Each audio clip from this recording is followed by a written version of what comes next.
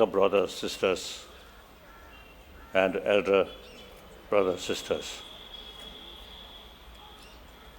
Indeed, I feel very happy mixing with people, and particularly young people. When I, sit with old people, then sometimes I feel, you go first, me go first.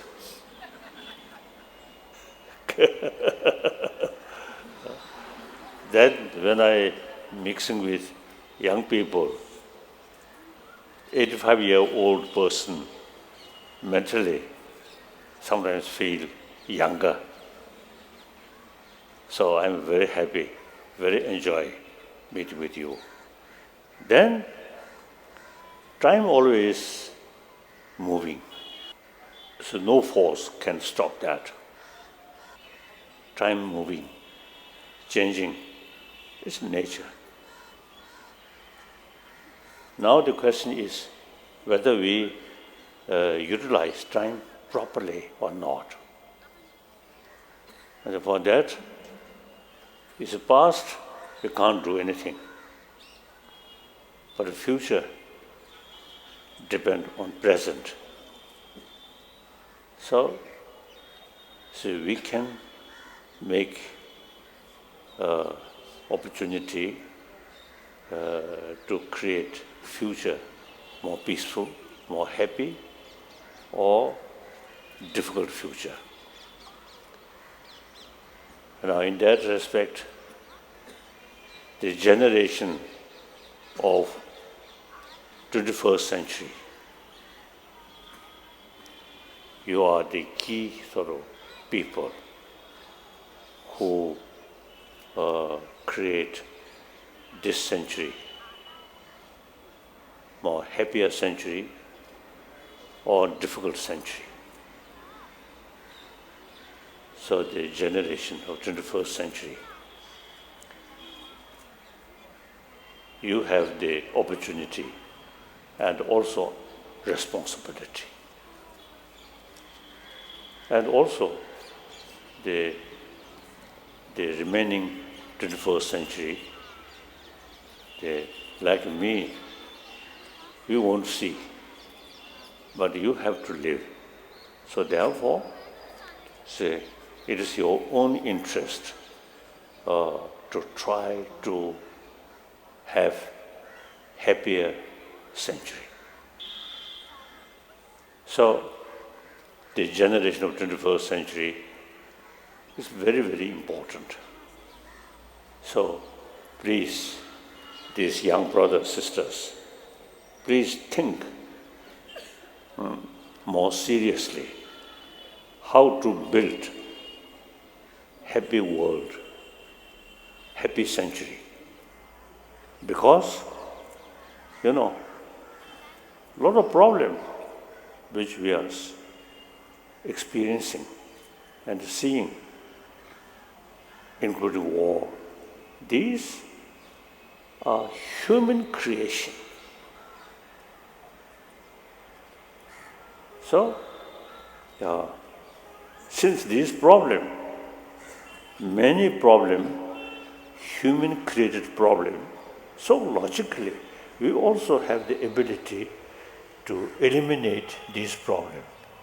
If not entirely, certainly we can reduce these problems. So, the young human being, you have a very good opportunity and also moral responsibility to create happier world. So now,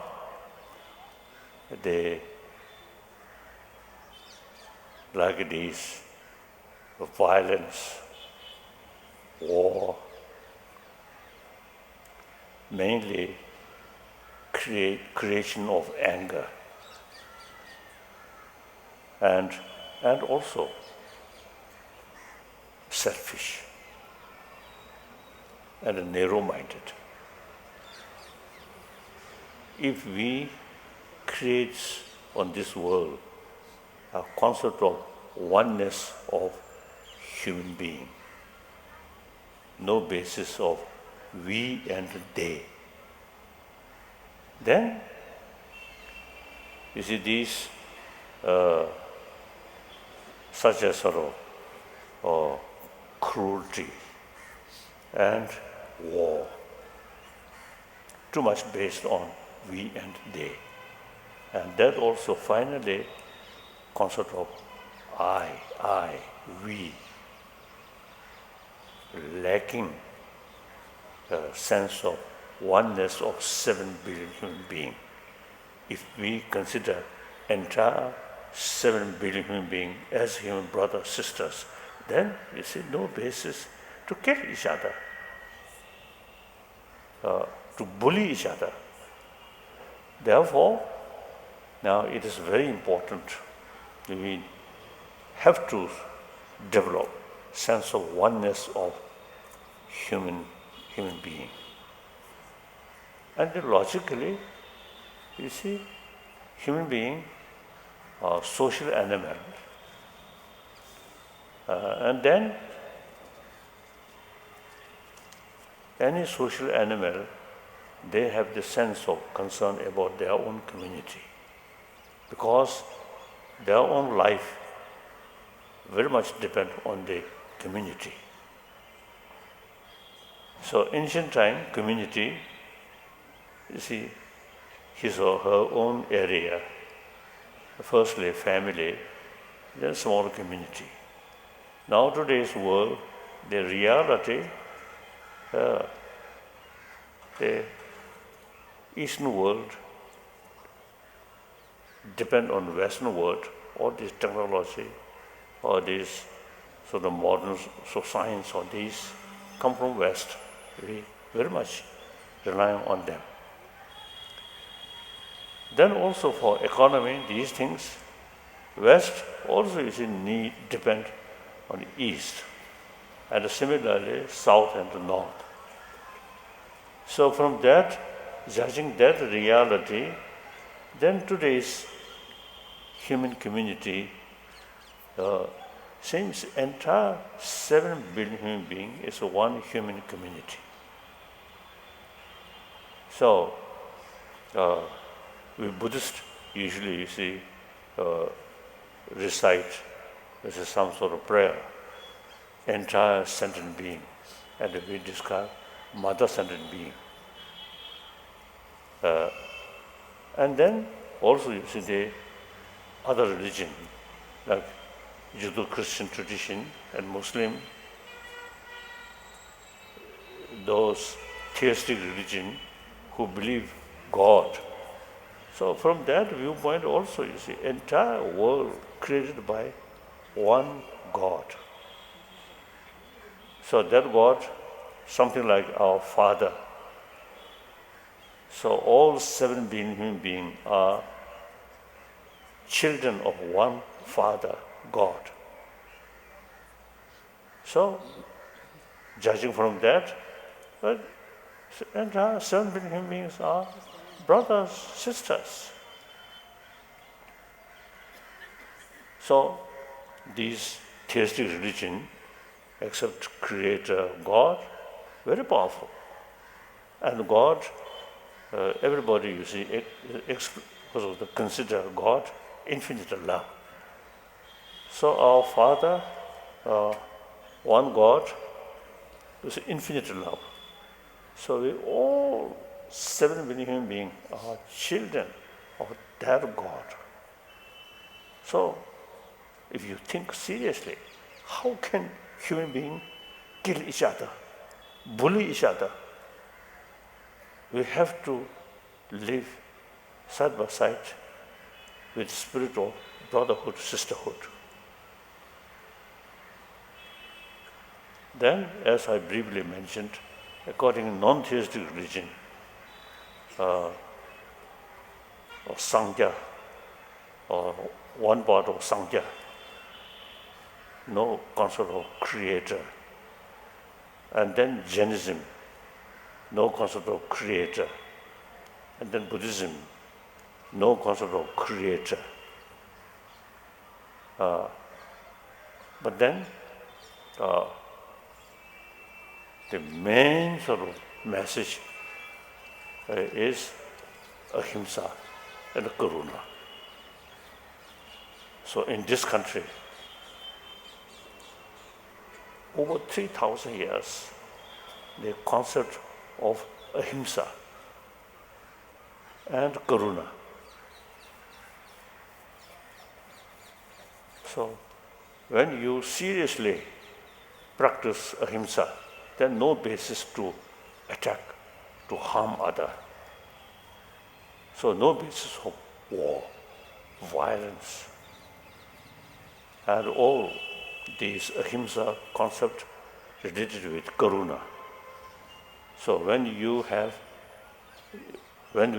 sort of follow the teaching of these ancient Indian teachers, ahimsa and karuna, then automatically you see that person become very peaceful, very compassionate, and a sensible person.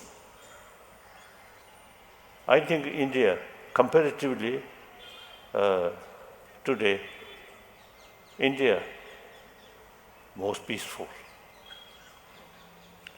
And then the religious harmony, because of ahimsa, concept of ahimsa, different religious tradition, homegrown different religion, and religion come from outside. That's mainly Judeo-Christian and Islam and Zoroastrian. These come from outside. But you see, remain here, peaceful, and religious harmony in this country, truly, really remarkable.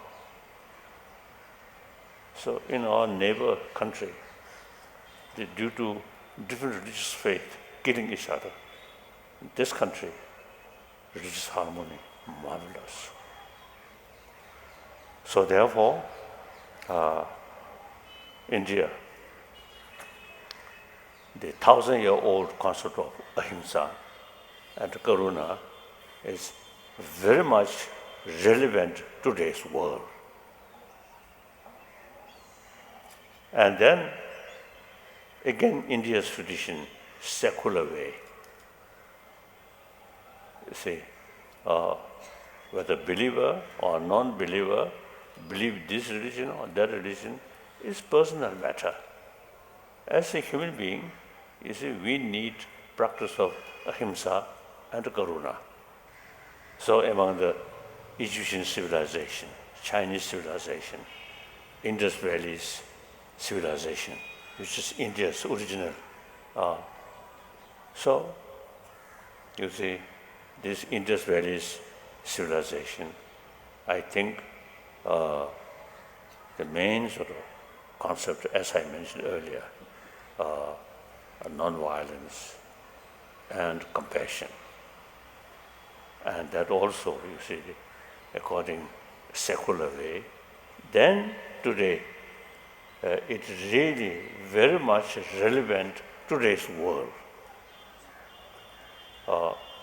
Since the secular way approach these things, so through education, not through prayer, not through religious belief. Religious belief is individual matter, individual business. But this concept of peace, compassion, is relevant to entire humanity. So now, I often used to express the 1,000-year-old India's tradition, ahimsa, karuna, through education. Firstly, in this country, should revive in education field. Not only education which exists today is very much oriented about material value. Basically, existing modern education come from West. So in the West, Judeo-Christian tradition, so they are sort of, whenever some problem or some difficult phase, just pray God, God, God. No sort of education or knowledge how to tackle our emotion, our mind. So now this country, before Buddha, before Mahavira, already have the concept of ahimsa and compassion, karuna. So now, of course now a lot of people here, so I may mention, I have 4 sort of commitment or responsibility. Number 1, I consider I am just one human being on this planet. So now even scientists say basic human nature is more compassionate because we are a social animal. Any social animal, they are, as I briefly mentioned, their sort of life very much depend on the community. So therefore, basic human nature is more compassionate. Now that's some scientists now thinking that way. So that should be basis we can develop compassionate human being through education. So these days I expressing in kindergarten level, the teaching or education how to take care of your physical health. So same time, we should include hygiene of emotion, hygiene of physical, hygiene of emotion. So children also, do you prefer a smile or like this kind of face? So naturally, smile, indication or expression of loving kindness. So when I was young, like you, when my teacher showing a little bit of sort of serious face, I don't like. When my teacher, make some jokes and some sort of smile, then I do not feel tiredness. If more serious face, then I watch, as soon as finish that lesson, I feel much happier. I prefer like that. So therefore, young children, since we love smile, warm-heartedness, so now education should include about hygiene of emotion and how to create happy mind, peaceful mind. So my number 1 commitment is try to create 7 billion human beings, more compassionate human being. For individual physical health also, now these days some scientists also now mention peace of mind very important for healthy body and because of longevity, long life. So therefore, now not talking about next life, not talking about Buddha or God or heaven. Simply how to be happier human being, human society. So through education, we should include education about our emotion, how to tackle anger, fear, jealousy. These emotions are destroyer of peace of mind and eventually also destroy our health. Therefore, you see, in our education should include more, the explanation, more more education about our emotion, about our mind. In that respect, in this country, very, very rich material about mind, emotion. Usually I describe something like map of emotion. Once we fully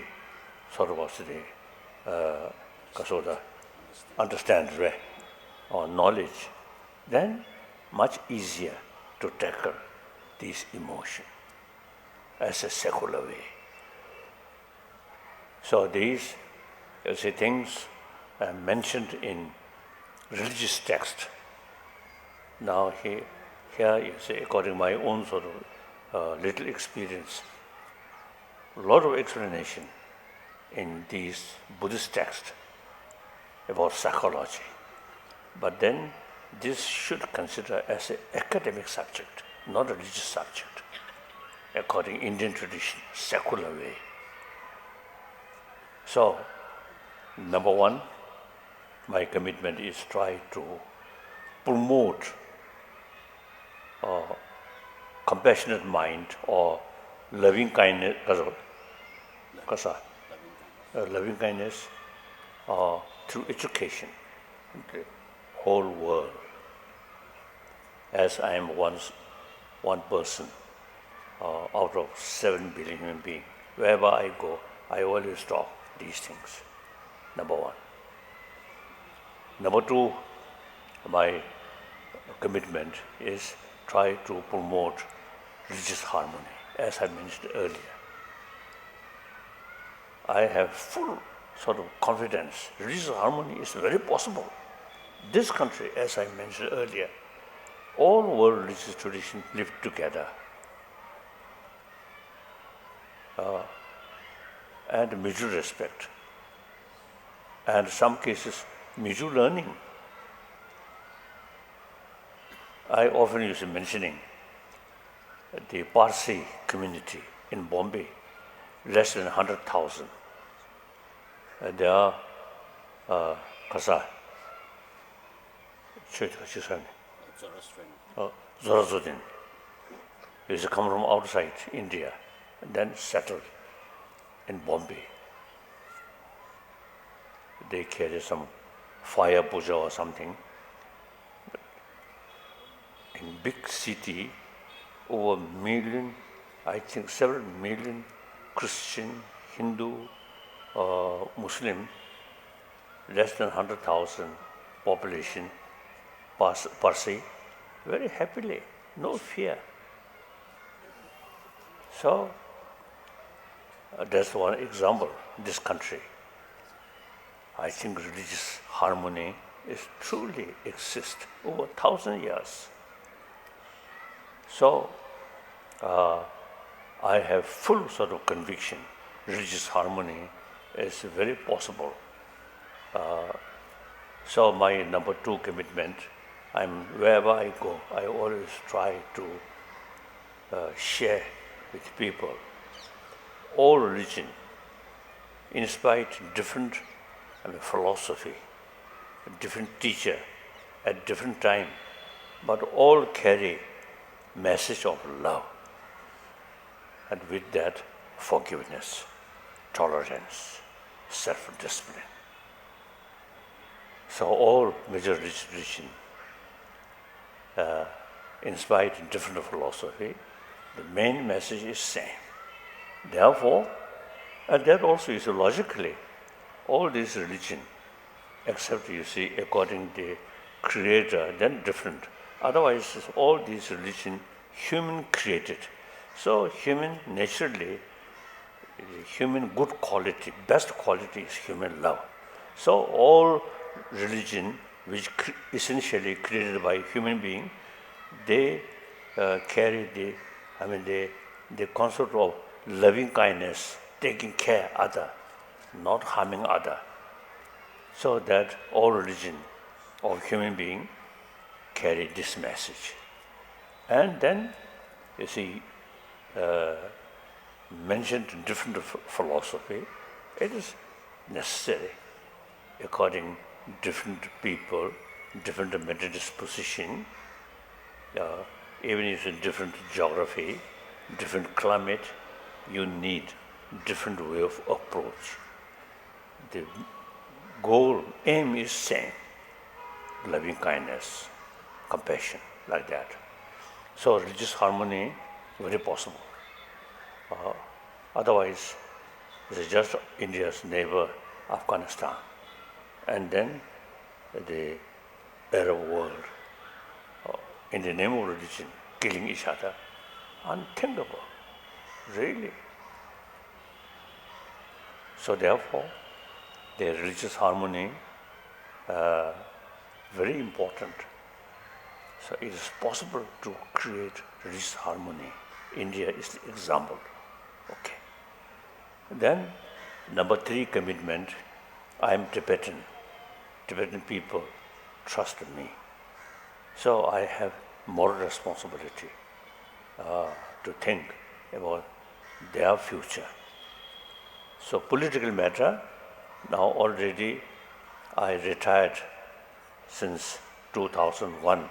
I completely retired from political responsibility.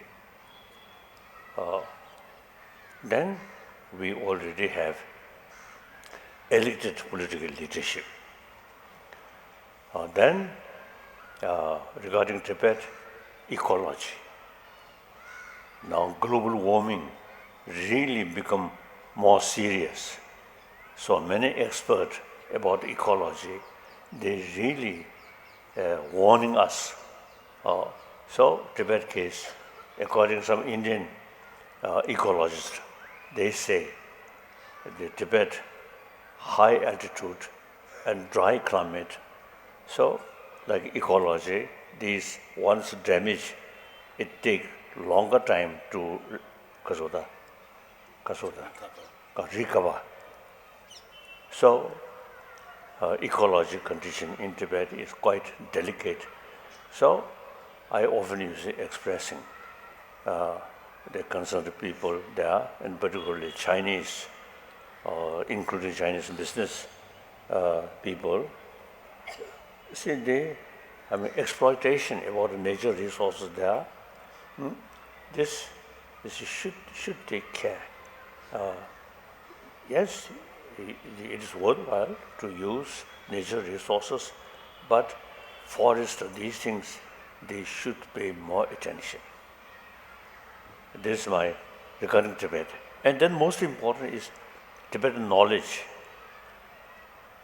From childhood, I study these texts which originally translated from Sanskrit.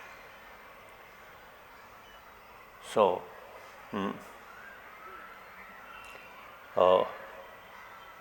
when I was like you, I quite lazy. Then you see, when you see, I because of the counting. Now, when holiday come, so the next day holiday, then today I feel very happy. I think you also have same feeling, isn't it? So, I'm quite lazy, but those subjects which I learned, they also the traditional way to study these things. Firstly, root text, learn by heart, memorize. Few hundred pages, memorize. Then explain each word according commentary, mainly Indian masters' commentary. Then we extensively use debate, because Shantarakshita, who are introducing Buddhism in Tibet in 8th century, he himself, great logician. So therefore, you see, he introduced Buddha Dharma in Tibet according Nalanda tradition, his style. Logical approach is very essential. So now the Tibetan, also the knowledge, not only just prayer or religious belief, religious or ritual, but logic and philosophy. The Nalanda philosophy, now very much, you see, the similar quantum physics. Quantum physics half. The Nalanda sort of also now quantum physicists, you see, they already develop things outside, external things does not exist as appears. If you analyze, nothing you can find. So quite similar, the Chitta Mantra's concept, external thing does not exist, only mental creations already, like that, mental projection. And then, so quantum physicists, they say there is huge gap, appearance and reality. The reality does not exist as appears. This is exactly the Nalanda philosopher, exactly she mentioned these things. So I want to share with young brothers, sisters, you know, when I listen quantum physicists, naturally I, with respect and humbly, listen their explanation. Meantime, in my mind, I feel I know much better. Because we study years about the Nalanda tradition, Chitta Mantra philosophy, as well as Madhyamaka philosophy. Within Madhyamaka, there are some Madhyamaka philosophers also, you see, accept the Chitta Mantras, mind-only school thought. And then the Prasankika, Madhyamaka, wonderful. Now, the similar quantum physics, nothing exists as appears. So, mention these things because our destructive emotion, very much based on appearances. You convince things exist as appears, and some nice thing, attachment, some negative thing, anger.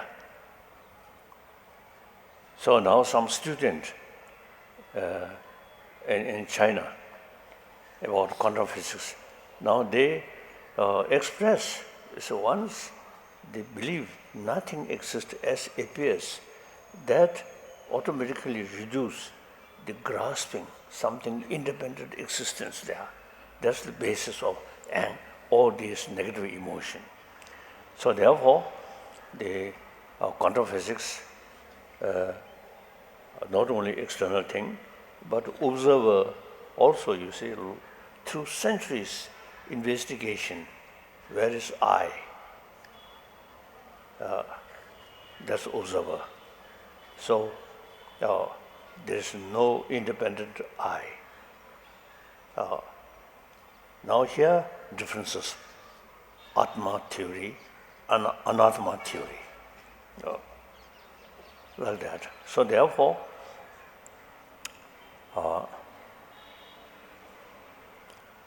Tibetan tradition, some Chinese professors who notice these things, they express Tibetan Buddhism is true lineage of a Nalanda tradition, and that tradition is very scientific religion. Some Chinese professors, express that way. So therefore, the Tibetan knowledge, I think very useful to preserve. So it can make, I think, certain contribution regarding our sort of knowledge about inner world. Then that's mainly regarding the Tibet,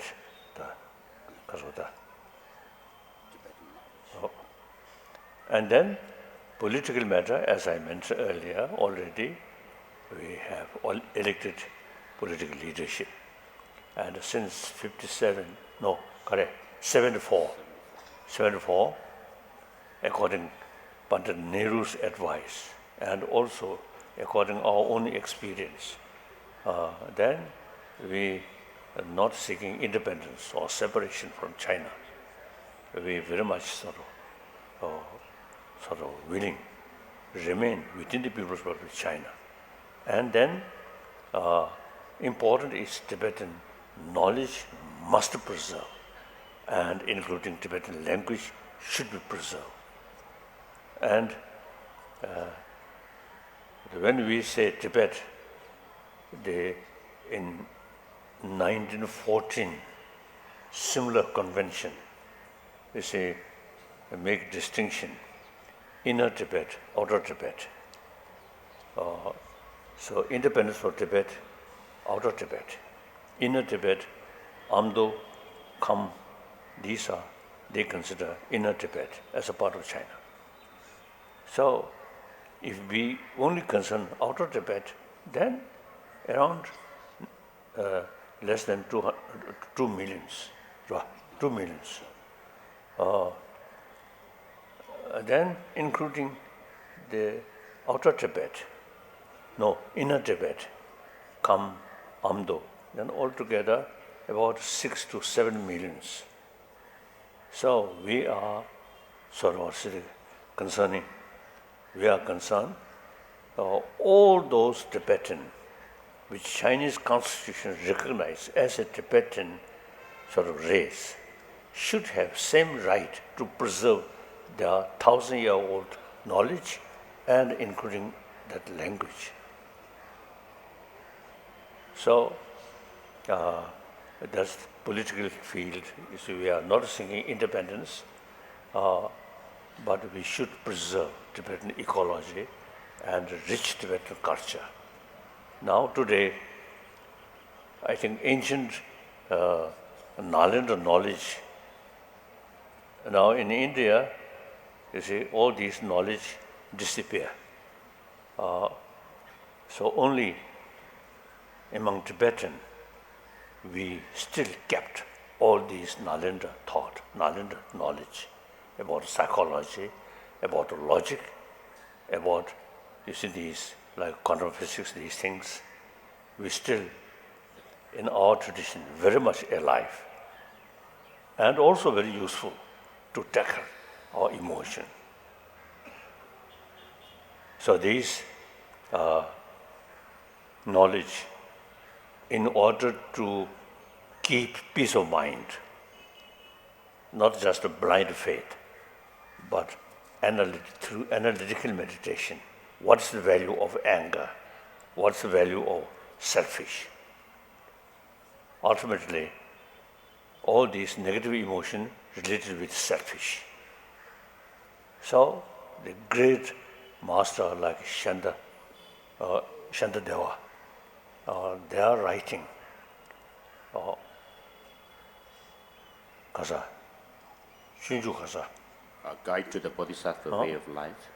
Really wonderful to tackle self-centered attitude and create altruism. So thinking other actually benefit yourself maximum way.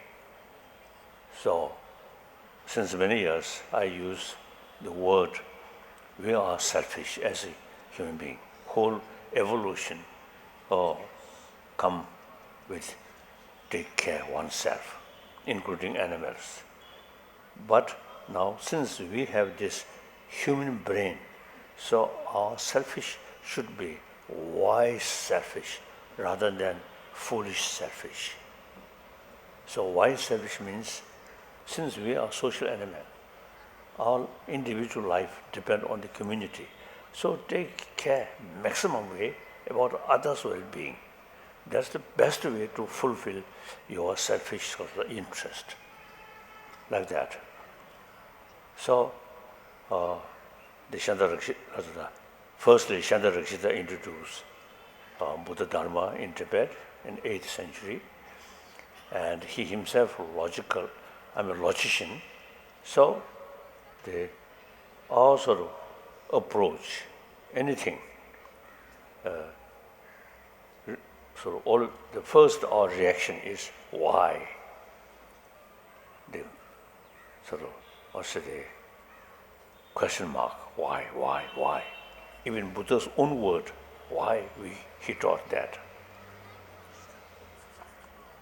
So some Nalendra master rejected some Buddha's own teaching. If you accept this literally, it goes against reason. So we must reject. Like Nagarjuna, Chandrakirti, these clearly mentioned that. So Buddha himself, I think, allowed us, all my follower, monks, scholars, should not accept my teaching out of faith, but rather thorough investigation and experiment. So many Nalendra masters exactly follow that way. So, as I mentioned earlier, say Nalendra tradition, Buddhist tradition, non-tradition, much sort of was emphasis on logical approach. So Buddhism, as Chinese, as I mentioned earlier, described as a scientific religion. And my own experience, around, I think about 40 years, I have serious discussion with modern scientists. You see, eventually it become very useful to mutual learning. We also learn something from scientific sort of finding. And then they also, very much appreciate about our knowledge, about mind, about how to tackle these destructive emotions like that. So that's regarding Tibet. And then my latest commitment is try to revival of ancient Indian knowledge about ahimsa, karuna, and the vipassana, analytical meditation. This is India's tradition. Now modern India, I think, not sufficient to pay attention about this knowledge. Your modern Indian very much sort of also the follow the materialistic education. Now time come, you should pay more attention about ancient Indian knowledge, about mind, about emotion. Then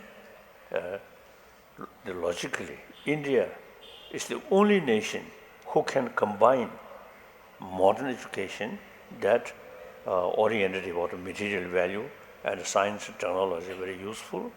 And then, meantime, ancient Indian knowledge tackle our mind to build inner strength or inner value. So only India can combine ancient yoga knowledge and modern knowledge combine. Modern knowledge bring us physical comfort. Ancient Indian knowledge bring us mental comfort. That's, I think, whether believer or non-believer, a secular way. So I usually make distinction. These, I think I already mentioned, these knowledge we should consider as an academic knowledge, not religious knowledge, although come from religious text. But we should consider these are secular way and about because of the academic subject. So I'm trying to revival of ancient Indian the knowledge, India, the young Indian. Now you should pay more attention about ancient Indian knowledge about mind, or ahimsa, or karuna, these things. The young Indian now should pay more attention and study. So, the secular education, you should include education about mind, as I mentioned earlier, from childhood, hygiene of emotion, these things. So that's my, the latest my commitment.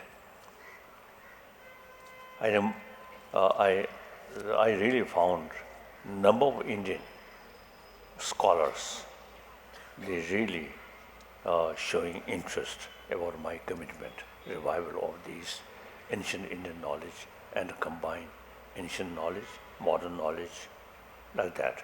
Then India can make a significant contribution regarding world peace, peace through inner peace, like that.